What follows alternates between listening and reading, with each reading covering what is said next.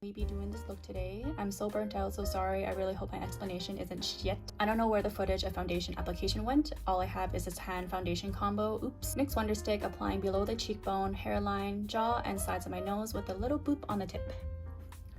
Remember to pat pat pat, never aggressively drag, but pat pat pat pat pat. With the shadow brush, blending the nose contour, and then adding a bit of concealer on the bridge and tip to bring those areas forward.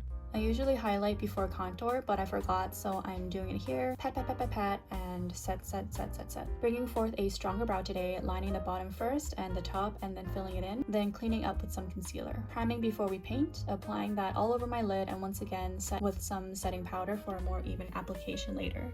This is the recreation on this model. Such beautiful artistry on such unique features. I chose Natasha Denona today to ensure that the shadow blend is as immaculate as it can be. Starting off with shade Familia, with a light hand, focus on creating a small curve from the corner of my eye upwards to just beneath my brow. Mimic the same on the other eye. Using a smaller blending brush, dipping into aspiration and gently focusing on that first curve that we made, begin lightly blending outwards into the outline you see here. Then using an angled brush to define it a little more, make sure you're not using one that is too compact or tight, or the line will be harder to blend. With a white gel liner, begin carving and cleaning up like you would with a cut crease. Using a really tight and compact brush for this. Go slow. Drag it out to the end, creating a wing. Then set with a translucent powder for easier blending. Using the angled brush with aspiration again, reline and reinforce that pigment. I do a lot of back and forth of reapplications of shades. Shade Carpe Diem, lightly apply around the middle to the outer corner. Once that's blended, apply and layer on Familia. And then switch to a clean blending brush and blend just the bottom of the outer line. Redefine the outer line with aspiration with the angled brush.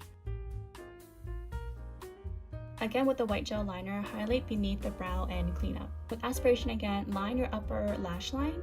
I wasn't sure about this part if I needed to connect the upper and lower liners, but I did. You can leave it open if you want to. Lining gently and blending the outer half of my lower lash line with Familia. And tight lining my upper water lash line to further define the eyes and to make sure there's no gap when I apply my lashes. Went in with a cream blush on my cheeks, temples, and a little above my brows. A wee bit of highlight on my cheekbones, and dark brown liner on my lower waterline.